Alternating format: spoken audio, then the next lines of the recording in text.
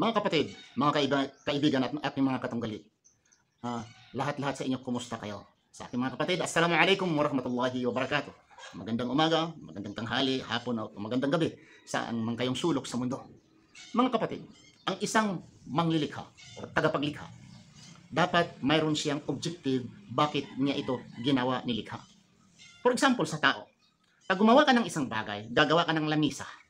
Bago mo gawin kung ito'y lamisa, mayroon kang plano. Ibinta mo or gagamitin mo.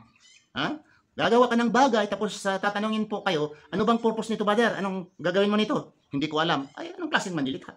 Dapat kung ikaw ay gumagawa, panday ka man or engineer ka or sabihin natin nga AI expert ikaw, kung ano mang gagawin mo bago matapos or bago sisimulan, mayroon kang objective. Ano ang gagawin mo? Para saan ang gamit nito? Sa amin mayroon. Bakit nilikha ang tao? Ang tanong, bakit nilikha po ang tao?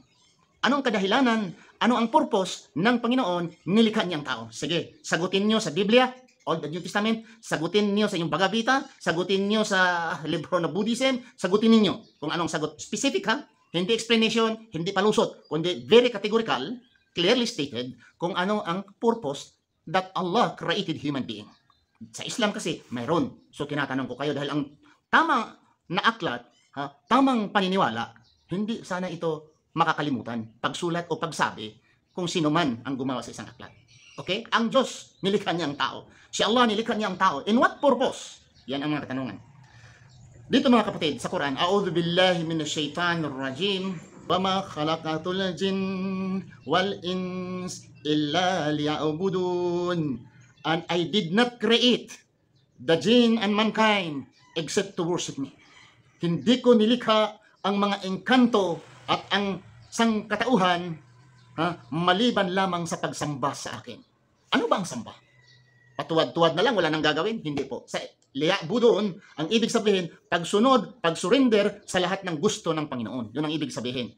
Kung ikaw umawain, sa Islam, that is liya'budun. Kung ikaw ay tumutulong sa kapwa, naawa sa kapwa, okay, nagsakripisyo ikaw, yan ang ibig sabihin liya'budun. Or tumutulong ka sa mga bagay para sa ikakabuti. Worship. Suppose, nakakita ka ng tinik sa daan. Kinuha mo, pinatabi mo ito para walang aksidente. Ito ay worship. Ito ay ibada. In other words, ibada. Nag-aral ka ng mabuti para kung mayroon ka ng kurso, ay makatulong ikaw. This is also worship. Any sincerity you do, basta hindi masama, hindi bawal, sa harapan ng Allah, ito ay pagsamba sa Kanya. Smile to your fellow human being is also a worship. Pagbigay ng tubig, kung mayroong nauhaw, is a worship. Yun po ang kadahilanan na nilikha tayo ng Allah. And above all, itong rituals na pag-worship.